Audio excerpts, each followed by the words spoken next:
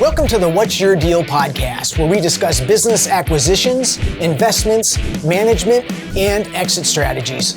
I'm your host, Matt Euler. Let's dive in.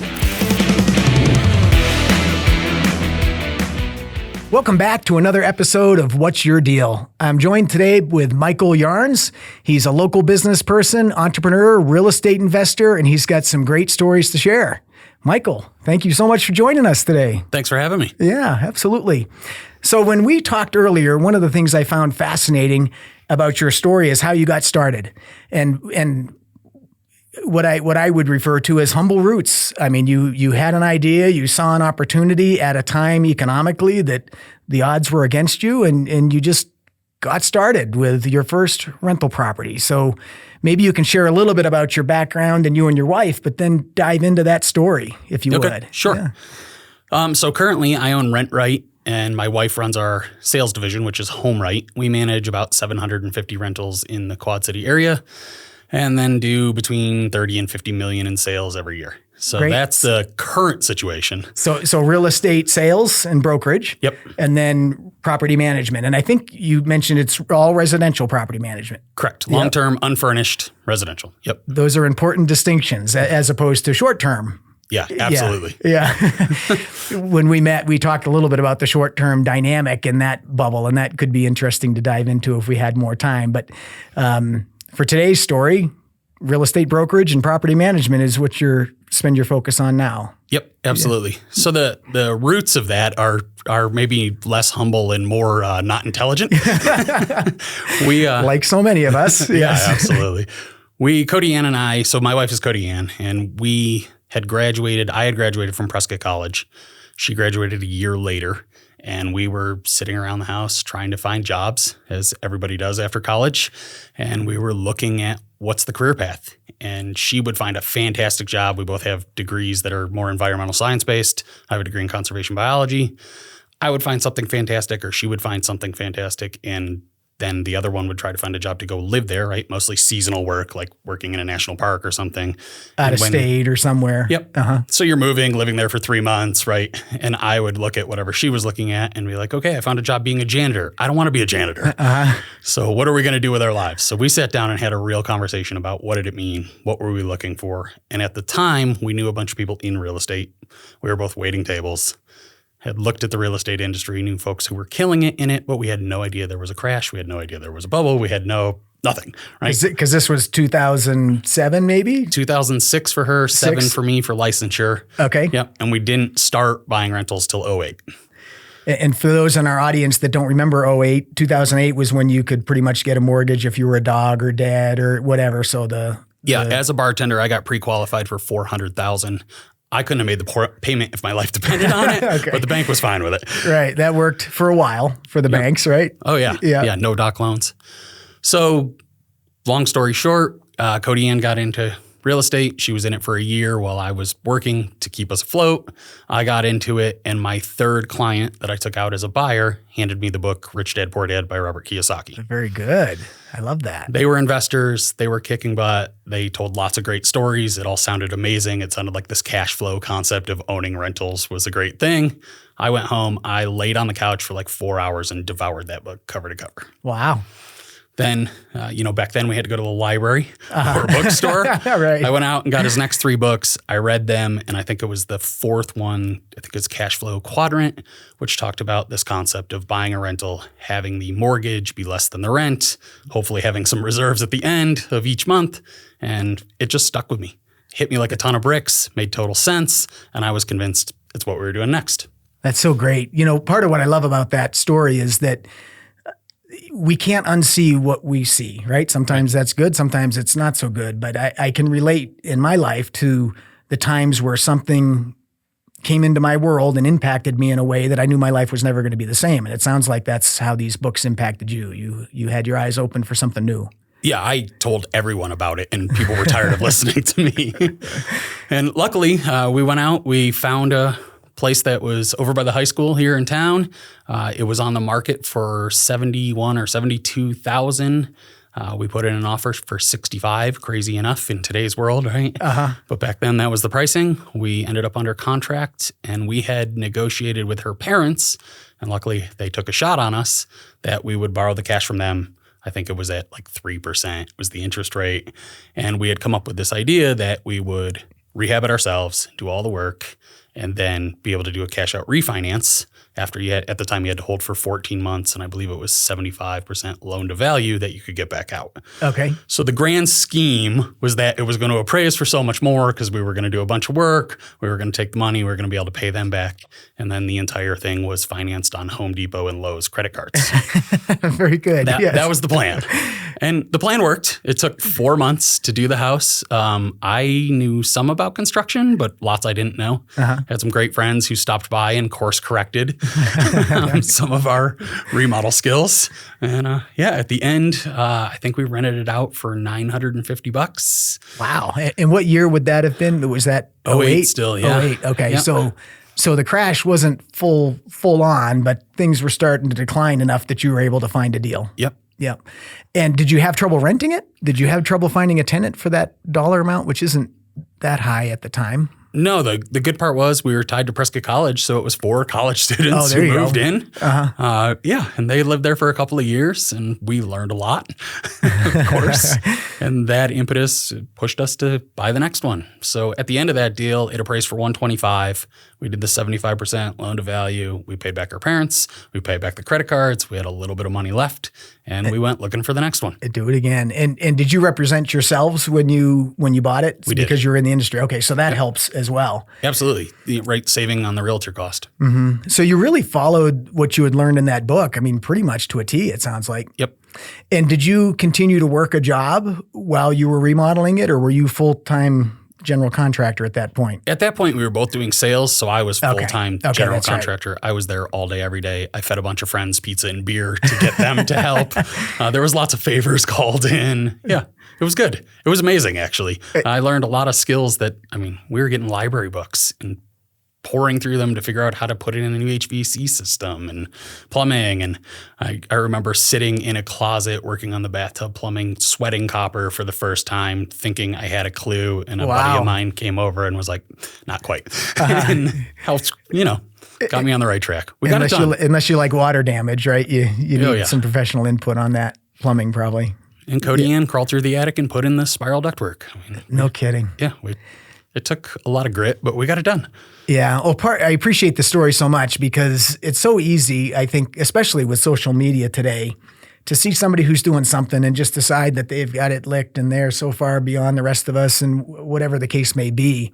And I know we'll get further into your story, but what you both have been able to accomplish as a team following that exact same model is a long way from borrowing money from mom and dad to get a down payment on a home. Yeah. Yeah, absolutely. It's really an amazing story of grassroots. Thank you. Yeah. So then from there, what was next? You've got one property behind you. You were able to refinance and cash out, and I'm assuming you're looking for the next one. Yeah. So at that point, it was try to rinse and repeat. Of course, the deals started to get harder to find. Prices came down a little bit, but everybody and their brother started to get the idea that they were going to play the game. But we still did well, and we ended up, the next one was a single family, then that was followed by a duplex. And really what we found was that after the third one, the ball started to roll. It wasn't as stressful. We had more skill, we had more understanding, but also the cash flow side of it started to make sense. Where the first one, right, there was such a measly amount of money in between rent and the payment that there wasn't a lot of room. It wasn't moving the needle much. Yeah. And so during this period of time, Cody Ann's still selling real estate, and had you started in the rental end of things, or were you still working as an agent as well? So we were managing our own, right, as we got those, but I was still representing buyers out in the field. The first 3 years of real estate was pretty rough. We sold, 8 to 10 deals a year, right? It's not a huge amount of money coming in. You're struggling. It was that classic cycle of get a commission, feel rich, crash, go hunt the next person, right? And instead of while you're doing the deal, you're not lead generating. So you're just getting your butt kicked in this complete up and down cycle. That eventually got better. But really what happened was we were at Realty Executives at the time, and the managing broker over there came to me and said, I see your systems. I see how organized you are. Will you get involved with Freddie Mac and Fannie Mae with us? So they had a direct account, which turned out to be amazing for us because it gave us a foothold in an industry where we didn't know that it was going to be hard in terms of finding leads and that the market was going away. And that gave us a direct listing contract. So for our audience, can you explain that a little bit? Freddie Mae and Fannie Mac. I mean, what does that mean? Sure. So at the time, right, it was government-backed loans were backed by Freddie Mac or Fannie Mae. Yep. So when they foreclosed, when somebody lost their house, the loan actually converted back to the bank. So they retained ownership, became real estate owned, meaning it was owned by the bank. Okay. So those two lenders who backed all those mortgages had huge amounts of money that ultimately became real estate again, and that real estate became theirs to either liquidate or do whatever. So as an agent who was authorized to represent them, you listed those properties, and then your job was to try to move them, I'm assuming, and move them as quick as you could for the most part? Or yeah, so it was actually a computer program, and you would get an email that said whatever asset, whatever the address was, you needed to verify whether or not it was occupied or vacant within the next amount of time. And I think at the time it was like 12 hours or 24 hours. So you'd race out there, or you'd get smarter and call APS, right? There we learned some tricks of the trade. Race out there, determine that. If it was occupied, they dealt with the eviction end of things. If it was vacant, then we would go to work on it. So we'd gain entry and then work through what did it need to be rehabbed? Did it need carpet? Did it need paint? Were there broken windows? Whatever the list was. We'd get that work done, facilitate that with a team of vendors. Those vendors would then do it. And then there was also a vendor who had to check on it monthly for cleaning and then weekly for landscaping. Interesting. And Freddie Mac and Fannie Mae were really good about taking care of the properties to get them back to then we listed them and sold them. So that they're to rehab them enough to be marketable. Yep. And it was your job to determine where's marketable. I mean, you weren't rebuilding the whole things. You were just making it marketable. So we'd give them recommendations. They'd respond and say, yes, no, maybe, depending on the scope of work and the price. Yeah. And then they, of course, made us float the bill, which was nice. There were times there was a lot of money out that we didn't have a lot of money, and it was a little nerve-wracking. We always got paid back, though. And it sounds like a great lead source. So residential real estate sales is certainly an industry where there's typically in most communities a whole lot of licensed agents and a whole lot of competition. And so this gave you something to stay busy and focused on, it sounds like. Yeah, and it stopped that cycle, right? All of a sudden we could focus on something and it was much more linear, which was nice. A lot less stress, a lot less crying. Yeah, I would guess so. Yeah. So we were doing that, and that resulted in people coming and saying, we were not allowed to buy those. That was conflict of interest. Okay, that makes sense. But a lot of the people we worked with were buying them as rentals. So it gave me an access to people who we eventually managed for. Uh-huh. Okay, so hence the property management company. Yep. So as that business cycled down, I went to Realty Executives and said, what's the option of managing? I keep getting asked by people to manage and I need to replace this income. And they said, we don't allow that here. We're a sales firm. So that's what led to stepping out, starting Rent Right, and moving forward with that. That's great. So was that and I'm assuming Cody Ann's brokerage went at the same time, right? So she actually stayed. Really? Okay. Yeah. So you started Rent Right independently on your own first and then transitioned with a sales arm. Yeah. And she struggled with it. She had extreme loyalty to them. They'd been really good to us. Yeah. And it was fair. It was entirely fair to have that emotional response. After a few years of looking at how much money got transitioned that way, then it was, okay, it's time to move. It made more sense to do your own thing. Yeah. Yeah. So how many properties do you typically manage now at any given time? And maybe that's a question of how many do you choose to, right? I mean, sometimes bigger isn't better. So have you been through that cycle from a property management standpoint? Rent Right has actually stayed on a path where it has just increased every year since we started. So today we're at about 750 doors and it's gone up the whole time, which has been great. But our selection process has changed, right? In the beginning of business, you don't have choice. So it was like, oh, you raised your hand, I'll work with you. Right. You're qualified. You want me to do what? Sure, I'll make an exception. Sure, I'll do this. That as the team grew and it became not just me and we started to grow, you couldn't have the expectation that you could say to an employee, every time an owner calls, I need you to open the management contract, figure out what I promised, make adjustments based on my promises, and then execute. So we had to get smarter, right? We had to streamline the process. And now we probably turn down 60% of the people we talk to. No kidding. Yeah. That's a big number. It is a big number. And sometimes I feel bad about it. So is your criteria that clear, or is it type of property or size of property or personality? So what's part of your selection process for residential property management? So we are a hands-off approach. Okay. I do not want owners involved. I don't want owners to know their residents. We don't allow them to pick their residents, and I don't want them doing their own maintenance. Okay. They can do that work before it's occupied or in between residents, but not during. Okay. And the reason is they get in there and they muddy the waters. And I can run it as a business. If you came to me with a portfolio and said, hey, Michael, can you take this on for me? I can be very objective. I can help you set your goals. We can run it as a business. You get emotional. I know it because I get emotional with my own. I still have my own units. My team manages them, but they'll come to me and say, do you want to increase rent? I'm like, oh, for her, she's so great, right? That emotional concept happens, and it's a thing. So That's I want really owners to interesting. step away. I can get you a better ROI and take better care of you if you allow me to do it. If you want to manage me, I don't want to play the game. That's really something. So how many of the 60% you turn away are because they want to be involved and they want to micromanage? Is that It's really not necessarily micromanage, but yes, Participate. Yeah, they want to Yeah. participate, and they want to. It is a fascinating thing. You have one door. You know how to do it better than someone who does it every day, right? Right, with 700. That sounds harsh, but it's the true reality of it. And I tell people all the time who come on, we made all those mistakes. I self-managed. I've screwed up in every way you can dream of. I've seen everything possible. We made all those mistakes. You don't have to. You get to start at a different position.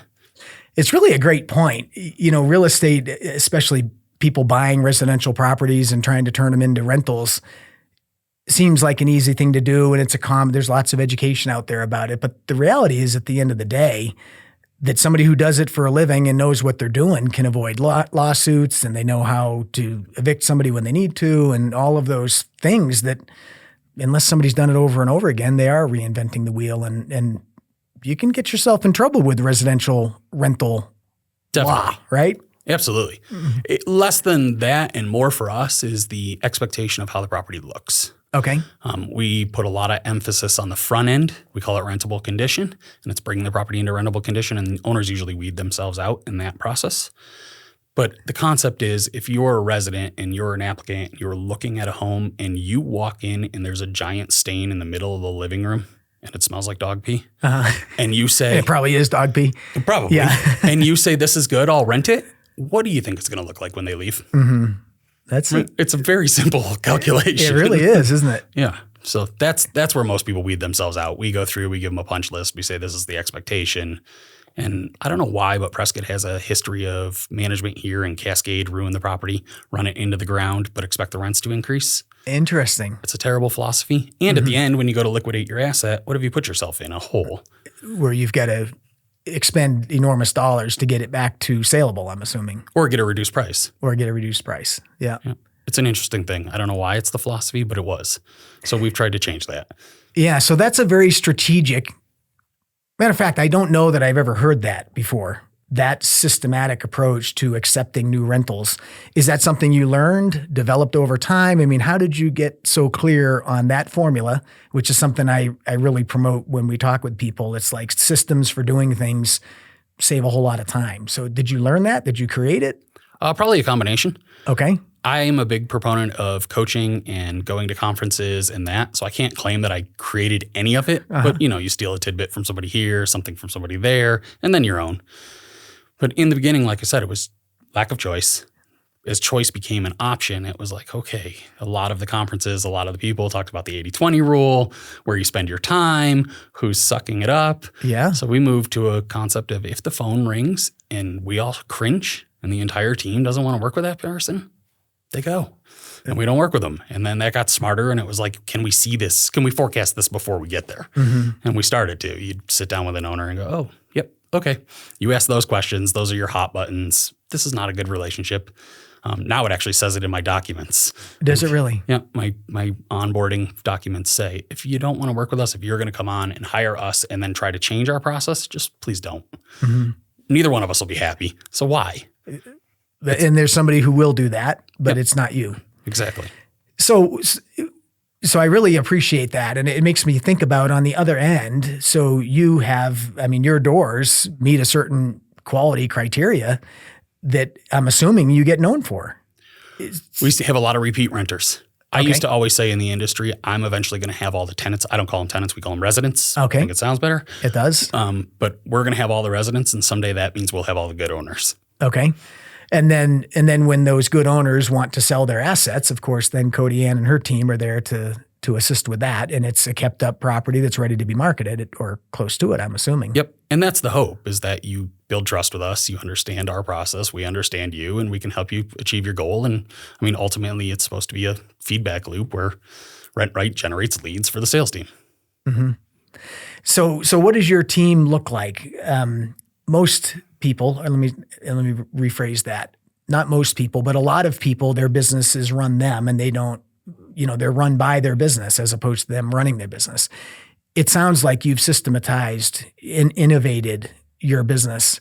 So what does your team look like? What does your human resources look like within your team that help you manage both divisions? Sure. So I can pretend that it doesn't run me, but I still work a lot. Right. I'm getting better at it. So on the property management side, we have, we're departmental.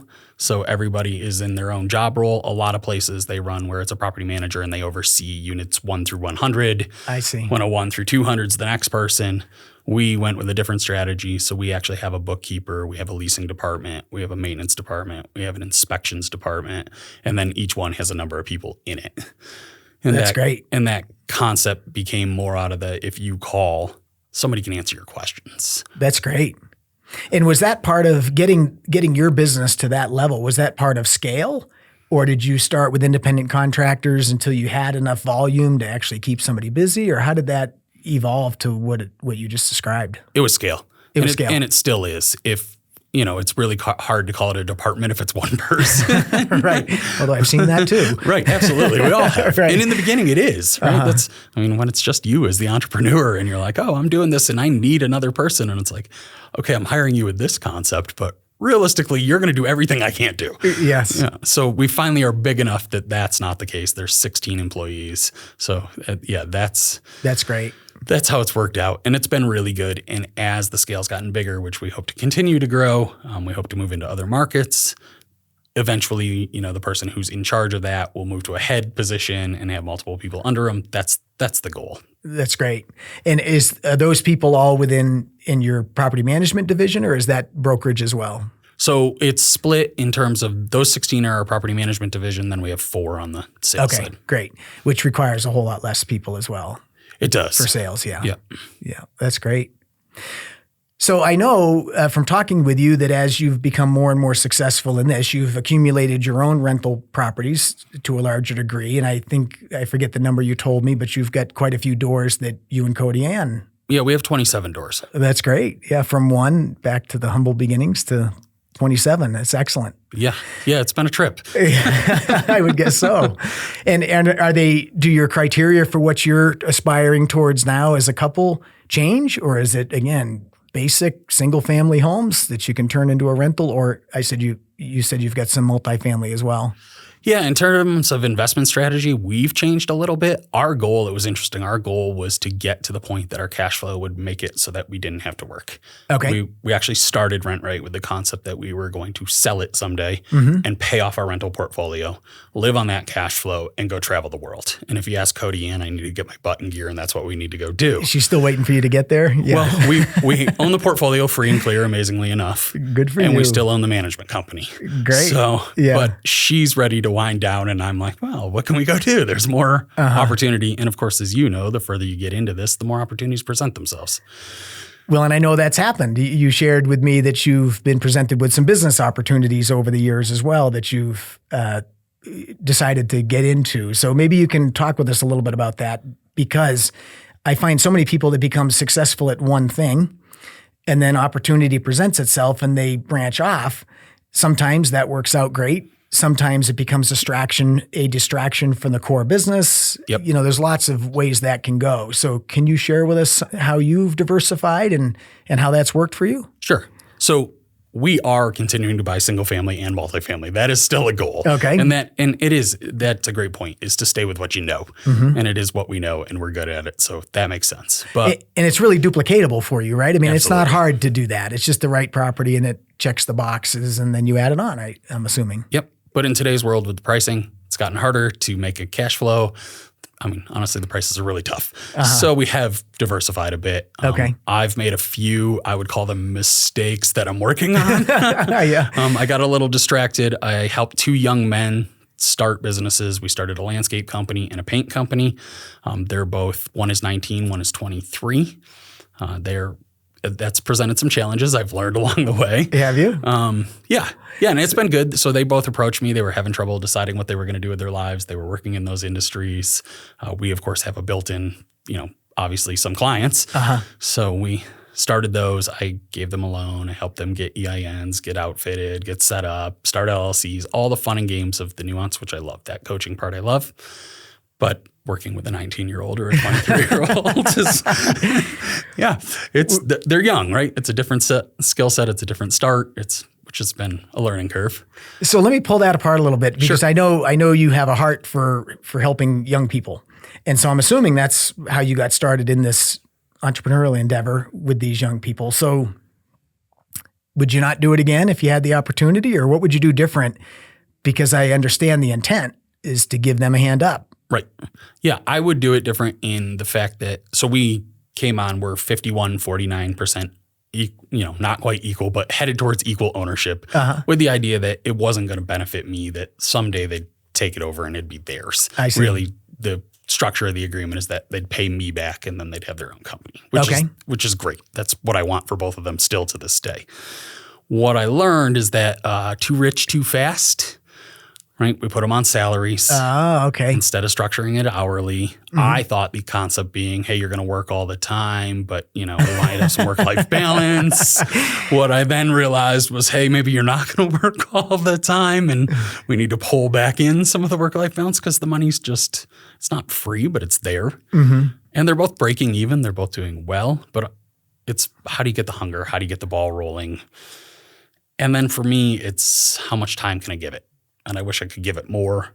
So maybe just start one at a time instead of we jumped right in. Okay.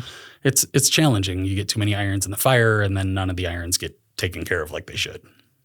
Well, that's a very interesting learning lesson. And I think, what motivated you and I when we were younger is different than what motivates the youth now. Right. And I mean, I was brought up that you work hard and you work long and you do what you say you're going to do and then you get rewarded sometime. Yeah.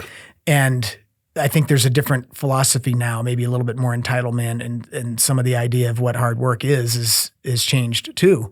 And so understanding or learning how to motivate our current youth is a different ballgame than what made you and I tick Right. growing up.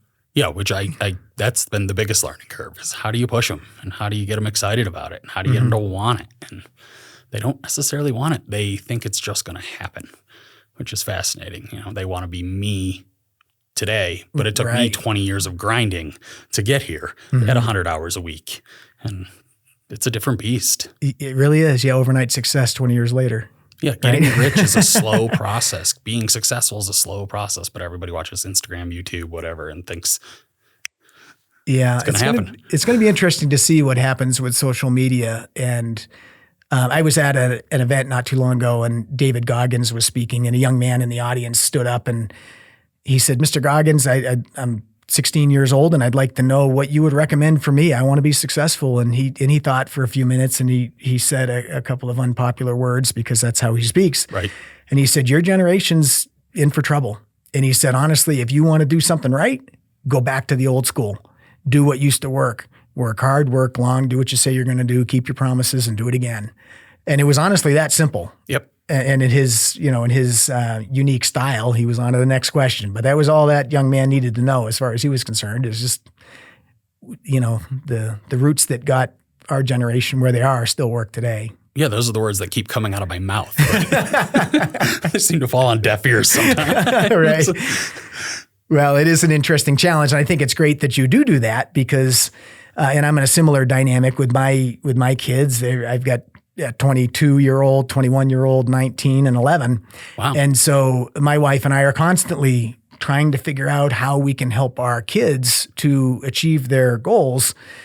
Growing up in a home where they didn't necessarily, they weren't worried about where the next meal was coming from. Right. And sometimes that's a blessing and sometimes maybe not. Right. So yeah, it's a different game these days. Yeah, it's interesting. Yeah.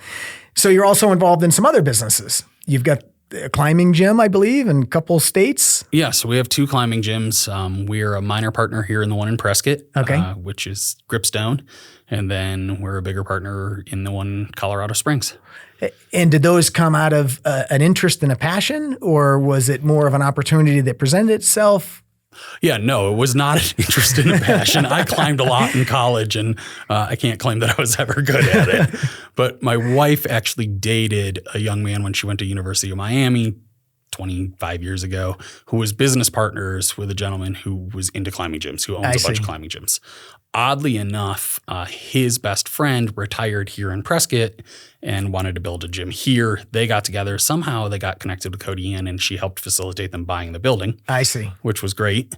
The climbing gym went in. I was definitely hesitant and skeptical. And then one morning we were sitting on the couch having coffee, and her phone rang, and she answered at Gripstone. And my jaw hit the floor. And I was like, wait, what's going on here? Isn't it? And she said, well, they didn't have a phone number set up yet. So I told them, I was like, okay. So we went to them and said, okay, we either need a space here or we need to get back to doing what we do. They made space, of course, which was great. So that was the start. And then Colorado Springs, the Olympics took on climbing. So there was no place with the speed wall. So we actually built it out of the ground. I see. And so that gym's up there, still operating, and that was finished right during COVID, which was a whole nother story. Yes, we've had quite a few of those on lately.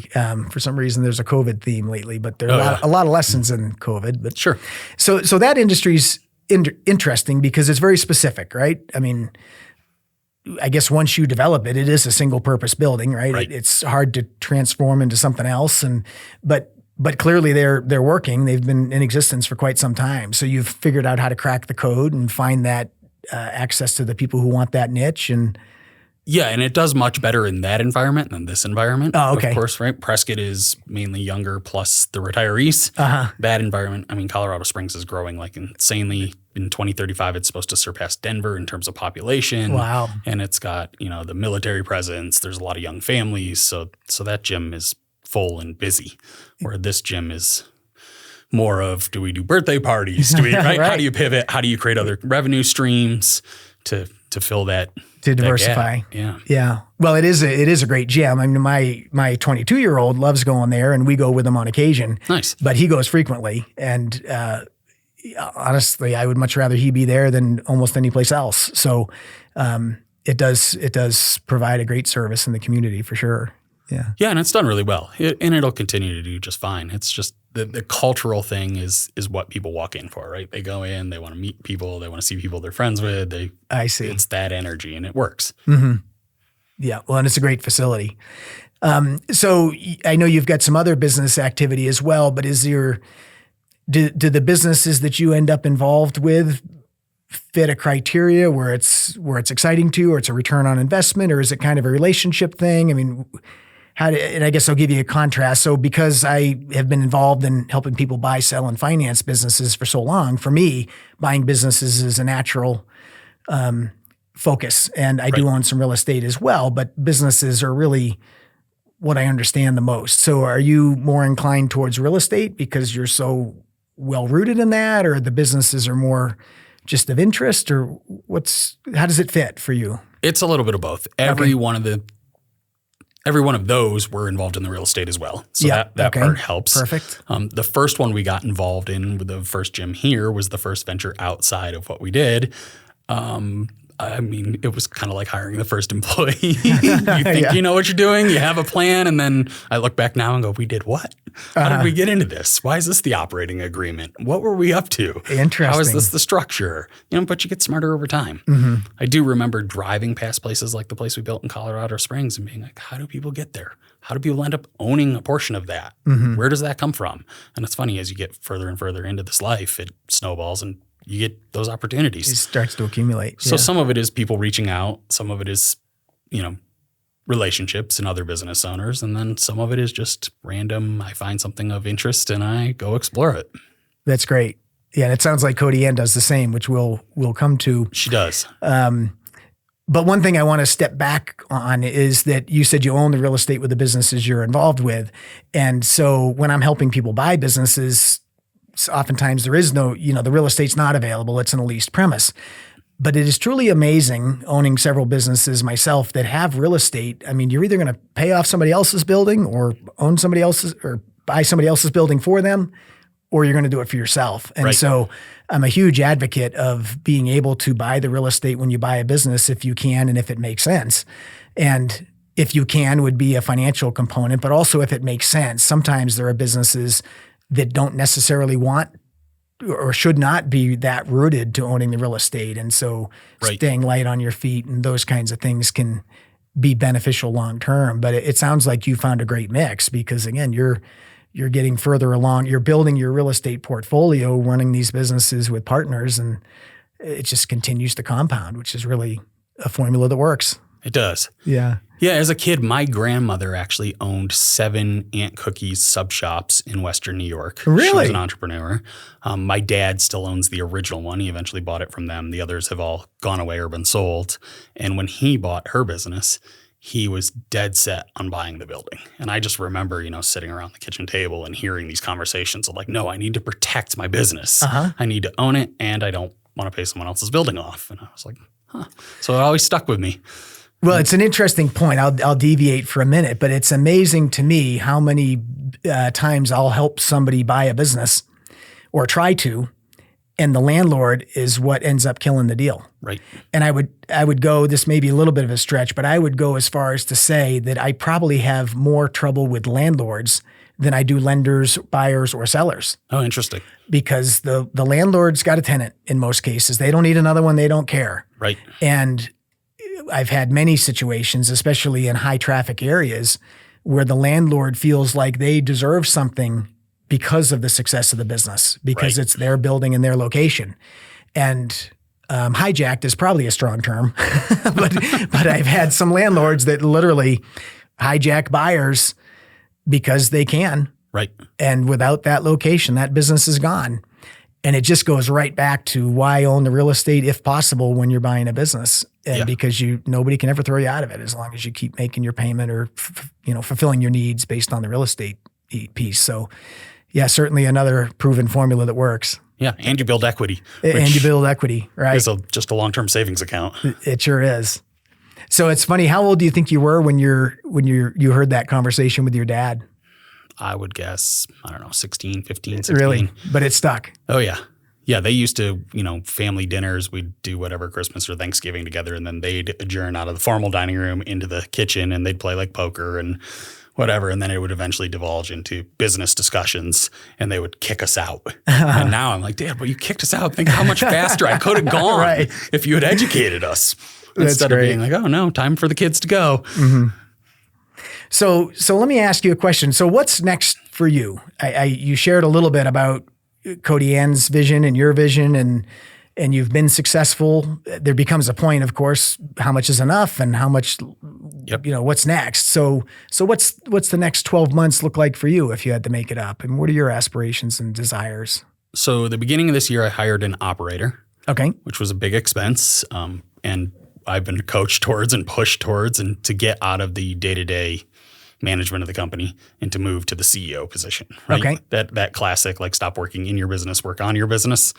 And luckily my operator was a great hire. I'm totally thrilled. Oh, that's excellent. So we're 5 months in and he is better than I could have dreamed of and totally open to learn. And he's going through a coaching program right now with outside resources besides me. And it's been fantastic.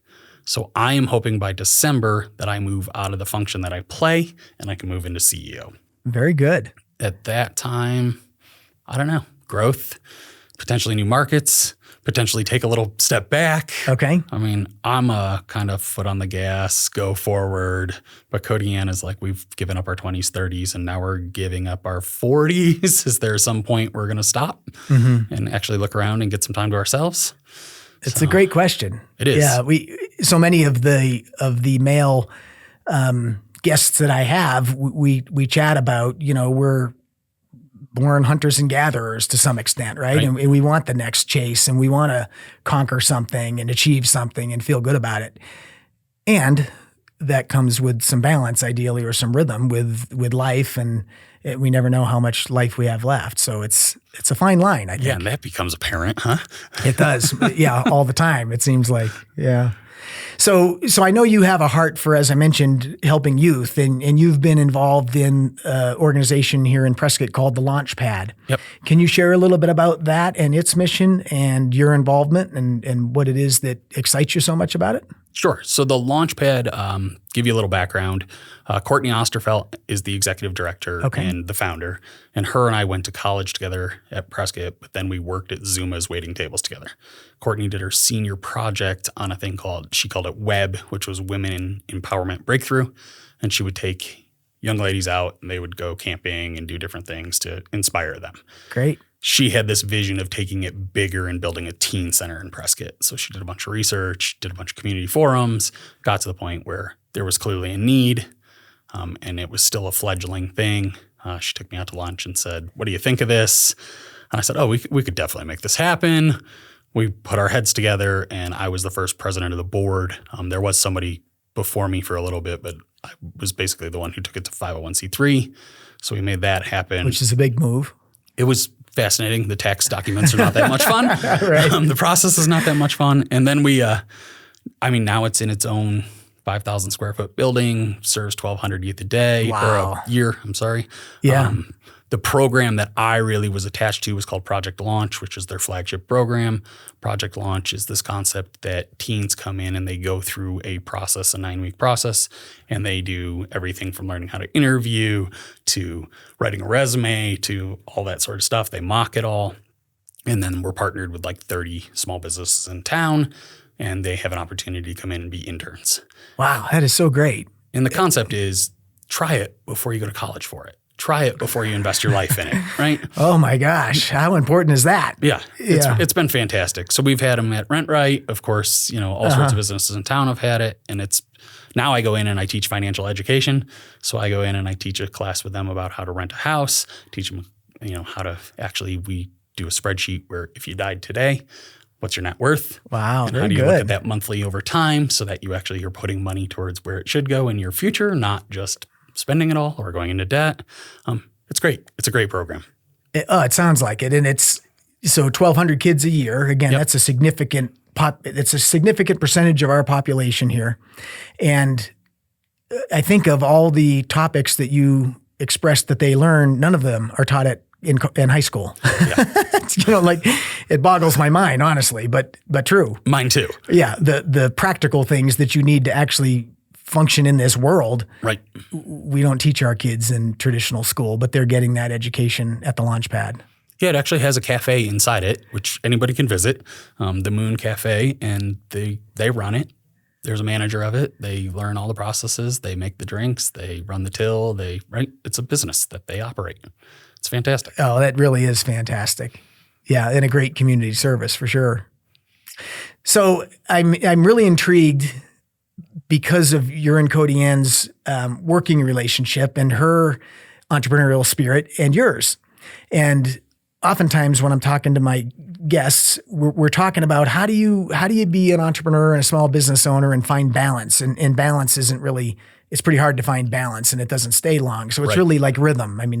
And trying to keep life in balance.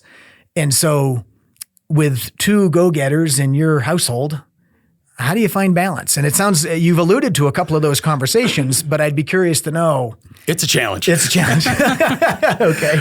When I met Cody Ann, my best friend said to me, well, good, you're finally going to reach your potential. That's funny. Because she is, she's got the whip. Okay. She is as a go-getter as I am, if not, the driving force. I'd rather lay on the couch. Okay. Let's be honest. That's good. So balance can be tough, in the mornings, getting up, having coffee, and there's plenty of times where it's like, okay, no, not yet. We can't talk about work yet. Okay. We can't talk about business. We can't talk about the next investment. You got to take a break. And same in the evenings, trying to shut it off, trying to shut it down. Drives my family nuts. I come home and I put my cell phone in the office and I turn it face down and it's there. So important. And they get mad. You don't text back. You don't respond. You don't. But it's got to go away at some point. It really does.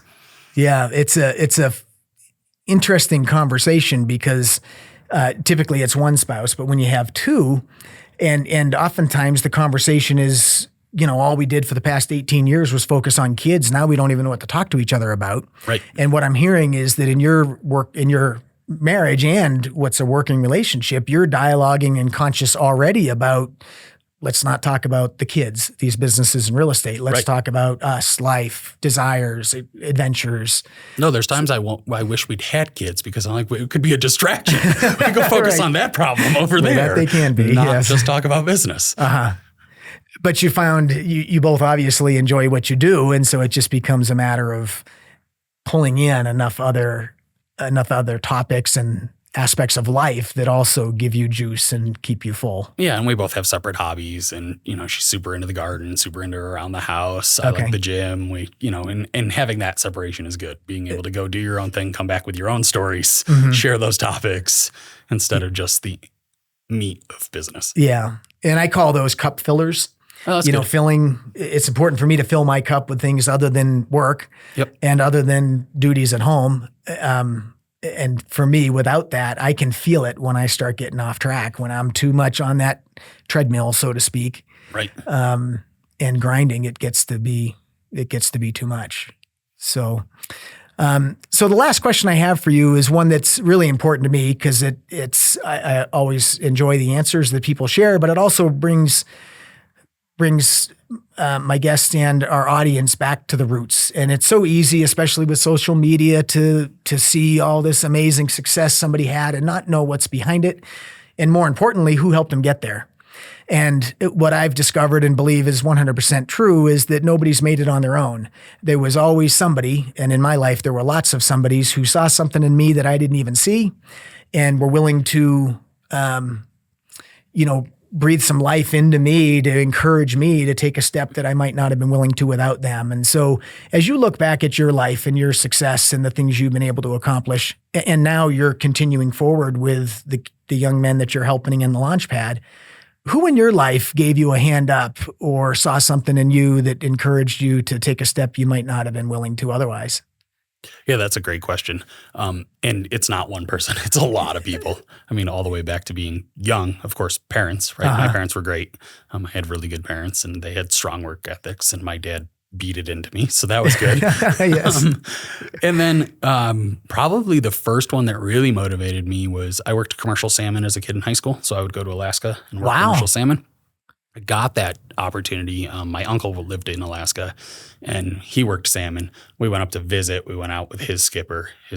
I just walked around the boat and asked a bunch of questions. I was super interested. No kidding. A year later, he called and said, you want to come up and do this? So I got to do that. And I remember landing in Alaska and my uncle coming up to me and just saying, your yarns, this is your opportunity. Do not let me down. Work your butt off type speech. Wow. And it sunk in like, okay, I can't. Somebody put their name on the line for me. I need to do it. And that was great. That was an amazing experience, which also got me Gary taking a chance on somebody so young. That was the skipper, was a huge deal. It really is, isn't it? I mean, I was 15 and I was working on a commercial salmon boat way outside of my depth, right? Right. I was going to say, I don't know that commercial fishing is considered to be a safe activity. No, not typically. at all. Yeah. So there was that. So obviously that's multiple people. Then Cody Ann's dad, taking the shot on giving us the loan, even though I'm pretty sure he said this is the dumbest idea I've ever heard. Yeah, it worked, but he had to take that risk. That was a huge, and that's not unlike the risk now with the young men that I'm working really with. Is. It's the same concept. As somebody did it for me, I need to pay it forward. It's so great you are paying it forward. I'm fortunate, similar to what Cody Ann's dad did. When I bought my first home, I was 18 and I was at a Fannie Mae auction. Oh, wow. And there were 250 homes being auctioned off, and it was all but the home I was bidding on were absolute. So whatever the bid is the price. Mine was not that.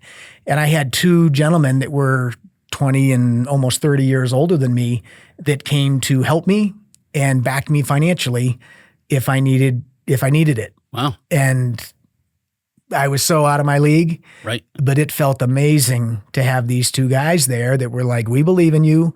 We got your back. We're not going to let you make a mistake, and we'll do this together. And where would I be? I mean, that was the beginning of a career for me, so to speak. And where would I be today without that? And it sounds very much like what you started out. I mean, if Cody Ann's dad didn't believe in you both and what you could accomplish, right, you might not have 27 doors right now and it was 700 under management. Yeah. And I should clarify, I said her dad, but her parents. Her parents, yeah, right, absolutely. I shouldn't put that on one person. I appreciate that. It's both Yeah. of them. So yeah. Yeah, and then even to this day, right, you're the summation of the people you spend the most time with. So it's the friends, the people like yourself who you meet along the way and you spend time with, and then they teach you something, or you get a nugget, or you go to a conference, or it's everybody. Yeah. It's everybody you're around. Well, I appreciate that. It's so easy, I think, to focus on all the other aspects of success other than the people. And I think at the end of the day, it comes back to the people. And especially as I get older and more mature, I just realize that without the people, I don't even want to do it. Right. It's not worth doing, and it doesn't matter. And some of the most difficult situations in business that I've been in have I don't want to say been enjoyable, but they bring out something in me far greater than what I would have done on my own because of the people I'm working with and trying to get to a result with. So, yeah. Yeah, my success now is because of my team. And like you said, what are you going to do next? If it wasn't my team, I probably would have exited. But yeah, they're a driving force. That's a great point. Yeah. And for you to exit that team would mean something. Right. Right. And I want to make sure they're taken care of. They helped get me here. Yeah. Very good. Well, I really appreciate you joining us today and sharing your story of success and what you've been able to accomplish in a very short period of time with fundamental principles that started with one book and a whole lot of hard work. It's really a phenomenal story. And I especially appreciate how you figured out how to give back so early in life and so in the beginning of your career. It's really impressive, and I greatly appreciate that. Well, thank you. I appreciate it. Yeah. It's a heck of a compliment. Absolutely. Well, thank you for joining us today. I hope that you've learned a lot about real estate and life and marriage and partnership and all the things that make this world go around in our conversation with Michael, and that you enjoyed the episode, and we look forward to seeing you next time. And that's a wrap on today's episode. We hope you enjoyed the conversation and got some valuable insights into the world of buying and selling businesses. Want to be a guest on our show? If you have a deal that you'd like to discuss with us or a business story to share, we'd love to hear from you. Shoot us an email using the contact information below in the episode notes, and let's make this happen. Never miss an episode. Make sure you subscribe on Apple Podcasts, Spotify, or wherever you listen. And if you found today's episode helpful, please leave us a review. It helps more people like you find the show.